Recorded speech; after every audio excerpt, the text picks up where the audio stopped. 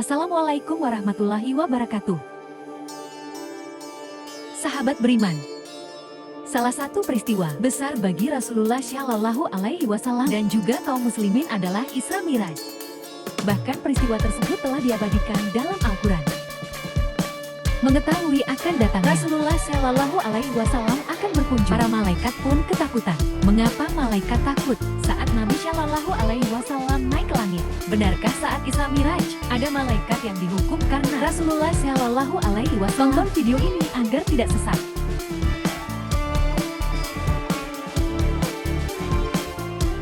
Malaikat sebagai salah satu utusan Allah SWT adalah makhluk yang selalu taat.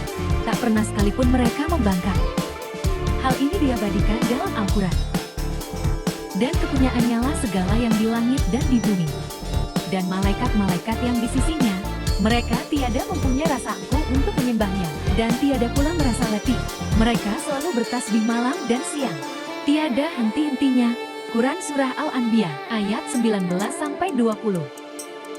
Salah satu bentuk ketaatan malaikat adalah ketika diperintahkan sujud kepada Nabi Eden As. Walaupun mereka tidak setuju dengan penciptaan Nabi Eden As. Dan ingatlah ketika kami berfirman kepada para malaikat, sujudlah kamu kepada Adam, maka sujudlah mereka kecuali iblis, yang enggan dan takabur, dan adalah ia termasuk golongan orang-orang yang kafir. Quran Surah Al-Baqarah ayat 34. Bukti para malaikat sujud kepada Nabi Eden As diabadikan dalam firman-Nya. Lalu seluruh malaikat-malaikat itu bersujud semuanya. Quran Surah 1 ayat 73. Siapa yang membangkang akan merasakan hukuman dari Allah SWT. Hal ini dialami langsung oleh Azazil yang merasa lebih mulia dari Nabi Eden As. Allah berfirman, apakah yang menghalangimu untuk bersujud kepada Adam di waktu aku menyuruhmu? Menjawab iblis, saya lebih baik daripadanya. Engkau ciptakan saya dari api, sedang dia engkau ciptakan dari tanah. Quran Surah Al-A'raf ayat 12. Bukti malaikat adalah makhluk yang takut. Juga diperlihatkan oleh malaikat Jibril As. Saat itu ia sedang menceritakan kengerian neraka kepada Rasulullah SAW. Malaikat Jibril As sampai menangis ketakutan. Tak hanya malaikat Jibril, Rasulullah SAW pun ikut bersedih. Percakapan keduanya diriwayatkan oleh Umar bin Khattab radhiyallahu anhu. Bagaimana aku tidak menangis? Aku lebih berhak menangis. Siapa tahu Allah yang Maha mengetahui. Kelak aku memperoleh kedudukan yang kan sebagaimana kedudukanku saat ini. Aku tidak tahu. Mungkinkah aku diuji sebagaimana iblis dulu? Ia berasal dari golongan malaikat. Aku tidak tahu. Mungkin aku diuji sebagaimana Harun dan Marun. Ketakutan dan kesedihan mereka pun berakhir ketika Allah Subhanahu wa Ta'ala mengutus seorang malaikat untuk menyampaikan firman-Nya. Wahai Jibril, wahai Muhammad, sesungguhnya Allah menjamin kalian dari kemungkinan melakukan kedurhakaan kepadanya. Bukti para malaikat juga merasakan ketakutan. Juga terjadi saat bertemu dengan Rasulullah Shallallahu Alaihi Wasallam. Salah satu peristiwa bersejarah adalah Isra Miraj. Rasulullah Shallallahu Alaihi Wasallam dari Masjidil Haram menuju Masjidil Aqsa, kemudian dari Masjidil Aqsa menuju Sidratul Muntaha dengan mengendarai burak. Perjalanan Rasulullah Shallallahu Alaihi Wasallam ini telah diabadikan dalam Al-Quran. Maha suci Allah yang telah memperjalankan hambanya pada suatu malam dari Masjidil Haram ke Masjidil Aqsa yang telah kami berkahi sekelilingnya, agar kami perlihatkan kepadanya sebagian dari tanda-tanda kebesaran kami. Sesungguhnya dia adalah Maha mendengar lagi, Maha mengetahui. Quran Surah Al-Isra ayat 1. Pada peristiwa Isra Miraj, Rasulullah SAW dengan ditemani malaikat Jibril menuju langit pertama. Saat sampai di langit pertama dan hendak masuk, Jibril ditanya, siapa yang bersamamu? Jibril pun menjawab bahwa ia bersama Muhammad yang diutus menghadap Allah Subhanahu wa Ta'ala. Malaikat yang bertanya itu pun membuka pintu dan mengucapkan selamat datang kepada baginda Nabi Muhammad SAW. Saat berada di langit, Rasulullah Shallallahu Alaihi Wasallam mengunjungi para tingkatan langit yang berbeda-beda. Salah satu nabi yang ditemui Nabi Shallallahu Alaihi Wasallam adalah Nabi Musa As. Bahkan beliau mendapat saran dari Nabi Musa As perihal perintah syalat. Rasulullah Shallallahu Alaihi Wasallam sampai harus bolak-balik bertemu Allah Subhanahu Wa Taala dan Nabi Musa AS. Akhirnya Allah SWT pun berfirman, "Hai Muhammad, salat yang kuwajibkan adalah 5 kali dalam sehari semalam. Pahala tiap-tiap syarat itu digandakan 10 kali lipat.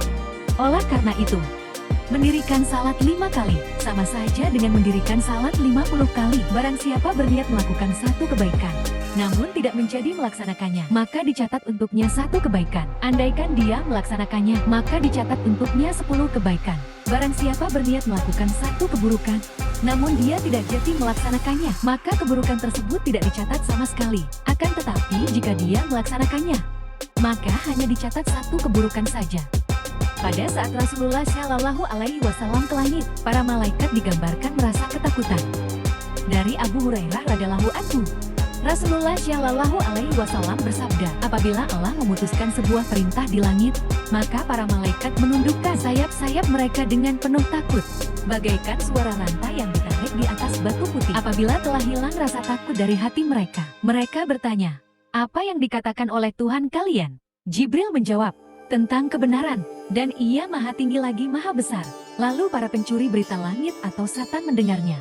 Mereka para pencuri berita langit itu, sebagian mereka di atas sebagian yang lain. Tak hanya itu, bahkan ada 1 malaikat yang sampai sayapnya dipatahkan karena tidak memberi hormat kepada Rasulullah Shallallahu Alaihi Wasallam. Allah SWT pun menghukumnya dan mengasingkan malaikat tersebut. Kisah lengkapnya diabadikan dalam kitab Mukasyafatul Qulub karangan Imam Al-Ghazali. Tak hanya sayapnya saja, yang kejadian ini pun sampai di telinga Nabi SAW.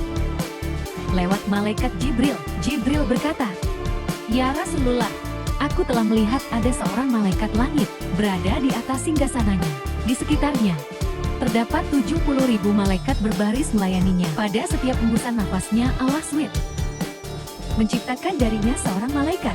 Dan sekarang ini, kulihat malaikat itu berada di atas gunung Kauf dengan sayapnya yang patah dan sedang menangis. Malaikat itu meminta tolong. Lalu aku berkata, 'Apa salahmu?' Dia berkata, 'Ketika aku berada di atas singgasana pada malam Mi'raj, lewatlah padaku Muhammad, kekasih Allah. Lalu aku tidak berdiri menyambutnya, dan Allah menghukumku dengan hukuman ini, serta menempatkanku di sini. Seperti yang kau lihat.' Malaikat itu menjelaskan penyebab ia diasingkan. Ia terus menangis dan menyesali perbuatan yang telah dilakukannya. Malaikat Jibril pun mencoba mencari pertolongan agar bisa membantu malaikat yang malang itu. Malaikat Jibril pun meminta pertolongan kepada Allah SWT. Lalu Allah SWT pun berfirman, "Hai Jibril, katakanlah agar dia membaca syalawat atas kekasihku Muhammad Shallallahu Alaihi Wasallam." Perihal malaikat bersyalawat dalam Al-Quran pun telah diabadikan. Sesungguhnya Allah dan para malaikatnya bersyalawat untuk Nabi. Wahai orang-orang yang beriman, bersyalawatlah kamu untuk Nabi, dan ucapkanlah salam dengan penuh penghormatan kepadanya. Quran Surah Al-Ahzab ayat 56. Salawat itu sebagai pengagungan kepada Rasulullah Shallallahu Alaihi Wasallam. Hal ini dijelaskan oleh Imam Fakhruddin Ar-Rasyid dalam kitab tafsir Mafatihul Ghaib. Beliau berkata, bersyalawat kepada Nabi bukanlah karena kebutuhan beliau kepadanya. Bila Nabi membutuhkan syalawat, maka tak ada kebutuhan terhadap syalawatnya malaikat yang bersamaan dengan syalawatnya Allah kepada beliau. Syalawat itu hanya untuk menampakkan pengagungan terhadap beliau, sebagaimana Allah memerintahkan kita untuk mengingat Zat-Nya, sementara Allah tak memiliki kebutuhan untuk diingat. Hal itu semata-mata karena untuk menampakkan sikap pengagungan terhadap beliau dari kita, dan untuk Allah memberikan ganjaran bagi kita atas pengagungan tersebut. Sahabat beriman, malaikat memang adalah makhluk yang sangat patuh kepada Allah SWT. Semua perintahnya dilakukan, mereka tak pernah membangkang ataupun menolak tugas yang diberikan.